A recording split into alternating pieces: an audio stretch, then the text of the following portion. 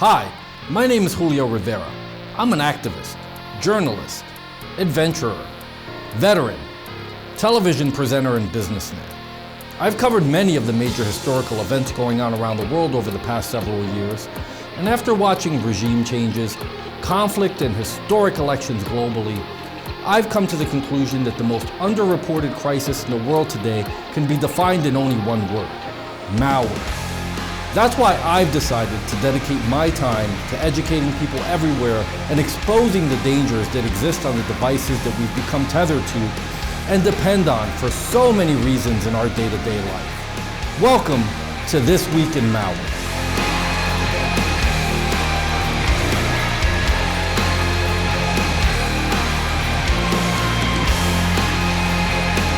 On This Week in Malware, we'll be covering Agent Tesla remote access Trojan uses extensive password stealing tricks to stay on top. The most prevalent types of cybercrime according to Infoblox Q3 2020 Cyberthreat Intelligence Report, and how to find and remove adware, malware, and viruses from an Android phone.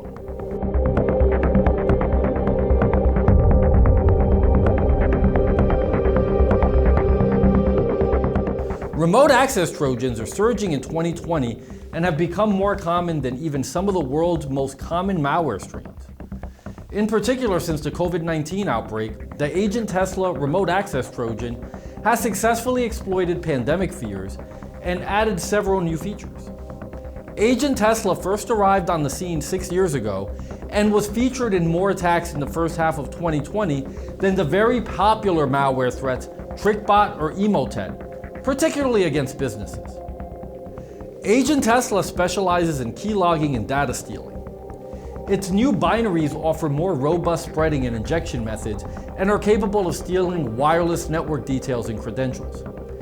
Agent Tesla can also harvest configuration data and credentials from several common VPN clients, FTP, and email clients and web browsers, including Apple Safari, Google Chrome, Edge, Mozilla Firefox, Mozilla Thunderbird, OpenVPN, Opera Mail, and many others. Another new feature of this older remote access Trojan is that variants can now fetch secondary executables to install onto a victim's machine and subsequently inject code into those second stage binaries as an evasion detection method. In one campaign, researchers observed Agent Tesla dropping a copy of regasm.exe and injecting additional code into it. Therefore, regasm.exe handled the main jobs of data harvesting and exfiltration. The injection is performed via process hollowing, in which sections of the system memory are unmapped, with that space being reallocated with malicious code. Other improvements have been observed in the malware's execution behavior. After the code is launched, the malware collects the local system information, installs a keylogger, and then initializes routines to discover and harvest data. During this process, the malware scans for wireless network settings and credentials. Although Agent Tesla has been around for several years now, attackers are continually developing new ways to utilize it while maintaining anonymity and avoiding detection.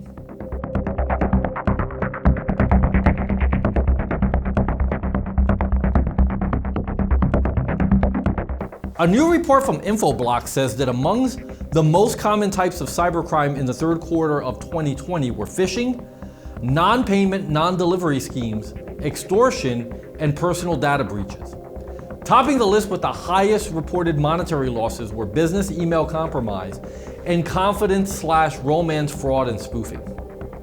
The report was based on threat activity publicly released July 1st, 2020 through September 30, 2020, and its analysis of malware campaigns and recent significant attacks. Infoblox mapped its analysis to the results of the FBI's Internet Crime Complaints Center, which logged more than 460,000 complaints amounting to losses of over $3.5 billion. We see evidence that these trends will continue to increase over time due to expanding opportunities for exploitation by cyber attackers, such as the recent increase in teleworking. Our researchers continue to see a large emphasis on email campaigns and socially engineered attacks designed to engage victims. For the majority of threats to be successful, the intended victims must interact and cooperate with the malware's deception tactics. COVID-19 and teleworking hacking opportunities also exploded during the quarter due to the rise in teleworking among commercial and government organizations. As a result of the pandemic unfolding quickly, organizations had to scramble to support a large-scale remote workforce. Some of the most commonly seen culprits in the report include Valak InfoStealer. Valak malware loader delivers the iced ID banking Trojan, which steals banking credentials, credit cards, and other financial data. Vidar InfoStealer. Vidar steals credit cards, usernames, passwords, and files, and can take screenshots of a user's desktop and steal cryptocurrency wallets. Emotet. A malspam campaign delivering the Emotet banking Trojan surfaced after a 5-month hiatus by the threat actor. Emotet steals passwords, banking data, and browsing histories. Quackbot InfoStealer. Quackbot, aka Qbot, steals victims' banking information and files. It also has worm capabilities that allow it to spread itself to other systems utilizing the same network. Masslogger InfoStealer malspam. Masslogger, which was written using .NET, a programming framework developed by Microsoft, can log keystrokes and clipboard data and take screenshots and steal credentials from popular browsers. NJ-Rat malspam. NJ-Rat malware, which is also known as Bladabindi and NJ-Worm, is a remote access Trojan and InfoStealer that can operate undetected on victims' machines while sending sensitive information back to its command and control servers. Metamorpho banking Trojan. Metamorpho is a banking Trojan that can steal sensitive financial information and exfiltrate it to a CNC server. It deploys evasive techniques to bypass security and deliver its payload.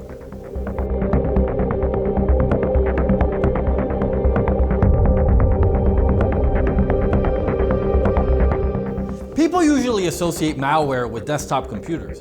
However, Android phones are just as susceptible to malware attacks as your home or office computer.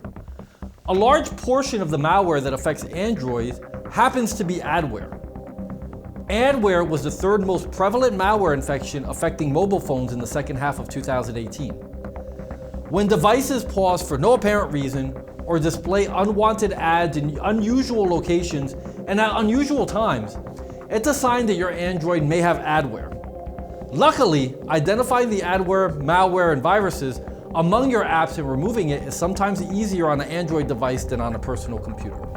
Identification and removal. The first thing to do when spotting a suspected infection on your phone would be to reboot your phone in safe mode. This will bring up a new menu where you can effectively disable all third-party apps. This is effectively a sort of soft, temporary factory reset of the device. Once the phone boots up in safe mode, open your Android settings menu and scroll down to the apps option. Go through the list of installed apps and look for the one that may have triggered the unwanted ad with its installs. In most cases, you should be able to uninstall the app easily. Enabling Play Protect. Once the Adware app has been deleted, it is important to make sure you have Play Protect enabled. Play Protect is a malware prevention service that's built into the Google Play Store. It scans your installed apps regularly to check for any possible updates that may have introduced undesirable components. Play Protect also scans apps available on the Google Play Store to keep users safe. Lastly, make sure that Scan Device for Security Threats is always turned on. This feature enables periodic automatic scans of your Android device using Google's Play Protect algorithms. You know, as I think about the dangers that exist online, not unlike the subjects we learned about in this video, I know I feel a lot better having an anti-malware program like SpyHunter installed in my PC, providing me the protection I need against malware, and I think you should too. SpyHunter 5's strongest features are found in its malware repair capabilities. SpyHunter 5's remediation algorithms dive deep into your system to remove and address complex malware issues affecting PCs today. While many anti-malware products only flag and quarantine malware and ultimately fail to fully remediate the root problem, the SpyHunter 5 remediation algorithm detects, quarantines, and programmatically repairs malware problems on your PC. SpyHunter 5 is a powerful PC utility that repairs malware threats in many cases where other competing anti-malware and antivirus programs may fail. To detect and remove malware for free, go to enigmasoftware.com and download SpyHunter today. Thanks for watching.